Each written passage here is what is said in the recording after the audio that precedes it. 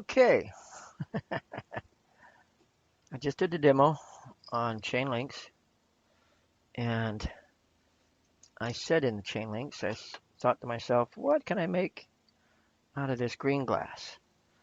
And I've got a lot of green glass because in the chain link demo with Mountain Dew, if you want to watch it, I literally tried to break up a Mountain Dew bottle, and it didn't want to cooperate at the time. It took its time. Anyway, okay, what I'm doing is taking a chunk of broken glass, Mountain Dew, soft glass, and starting it to melt. And you got to treat it nice. You can't just throw it into the flame. It could explode on you in all directions. Please be careful. It has its moments. But once you get past that and get it warm, you can do a lot of playing. Matter of fact, I am going to make that. I'm going to make a nice little green bottle too. Little green bottle. A bottle made out of a bottle. How ironic is that? Okay, give me a second. The rods that I'm using are ones that I made in the last video for chain link as puntes, which is made from the same Mountain Dew bottle that I'm melting now.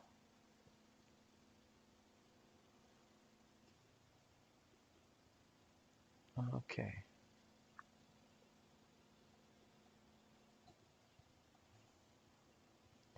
Stretching it out to a rod that I can make things with. And you got to treat it gentle. Can't fight the glass. The glass will always win. You got to let it flow.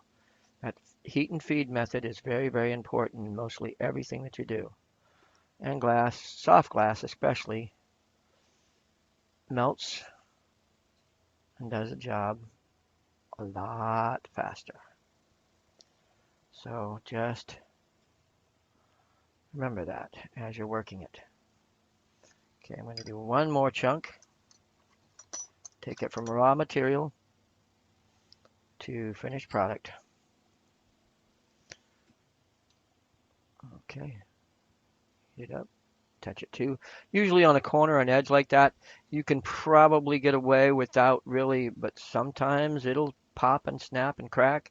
You just got to play it by ear, and you got to live within its rules. Again, just like if you poured water on a table, it'll find the lowest point and keep going and drip down into the floor eventually. Glass, it follows a set pattern. It heats at a certain temperature, it melts a certain way, and if you don't treat it right, it'll crack and break on you. If you treat it right, you can accomplish many different designs, styles of working with it. And the only thing that stops you from coming up with new ideas is you telling yourself, I can't do that. Okay. Okay, I'm going to do this one last strand here, letting it melt and flow, getting it nice and blobby. That's the fun part. And then stretching it out into a rod. Just got to let it take its time. Let it flow. To take from, I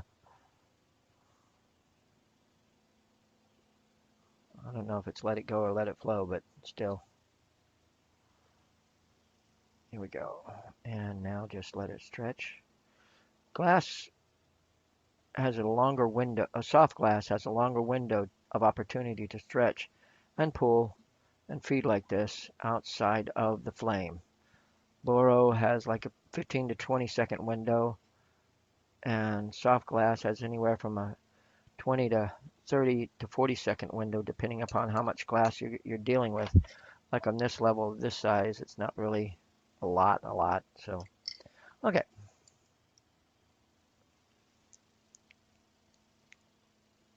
Making more than I need to do a job. This is the rod that I melted while we were here just a second ago. Um, Not the one that I just took out of the flame, but the one that had a chance to sit there and cool. It cools down, I wouldn't say fairly quickly, but quick enough that you can get things out of it. Okay, here we go. Let's cut it down. That's one thing I like about my Carlisle. You can go from a really fine point flame like this to a big barreling melt a piece of boro in 30 seconds flat or more or less just by turning and adjusting the flame. So that's the cool thing about a Carlisle. As you can see, detail is in the detail. I don't think I've done a human figure. Yeah, well, my little Incredible Hulk. I'll see if I can put him in a stance that he'll Hulk mad. He was one of my characters that I liked in the comic books when I was growing up, long before he was on TV, long before he was in movies. I liked how, his anger controlled him and made him stronger in some respects. Funniest thing about it was when I got angry, I tried to control it so I didn't lose that or become that Hulk temper, which is interesting to say the least. Okay, I'm doing extra heavy duty muscles in the feet because, again, it's supposed to be a muscular, strong Hulk dude. Oh, there we go. Give him some feet. He should be tall enough, and his stance should be wide enough. I might not need to. Maybe a little bit more on the heel on both sides.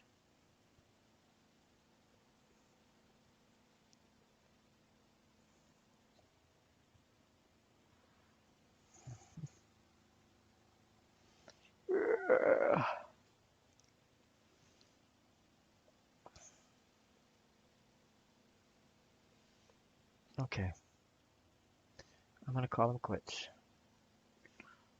Melt it off at the head.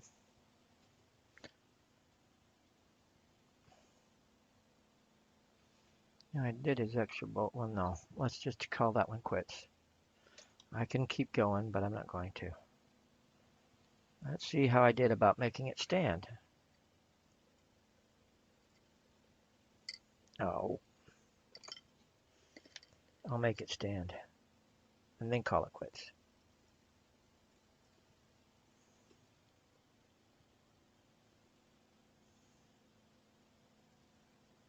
He needs to tilt a little bit more forward is what the deal is.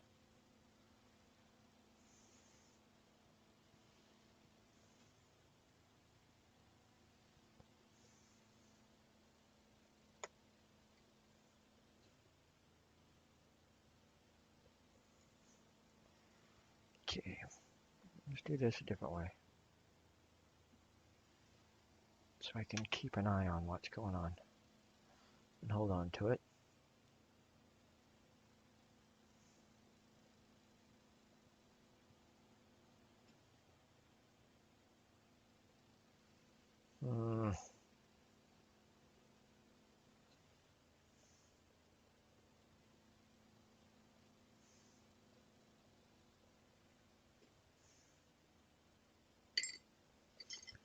I need to fire polish that if that worked. Yay! See? He stands. I score! Okay. Of course, now he's not going to stand, right? Okay. Why me? No. I hope you enjoyed it. Have a good day. 1, 2, 3. Things I've made out of a Mountain Dew bottle. Broke up one very similar to that. You can see the shards all over my table. There's still a big chunk of it right here. The lip. Anyway, things you can do. This one I'm pretty proud of. It's sort of like a little vase. Green vase. Well, that's all I have to say for now.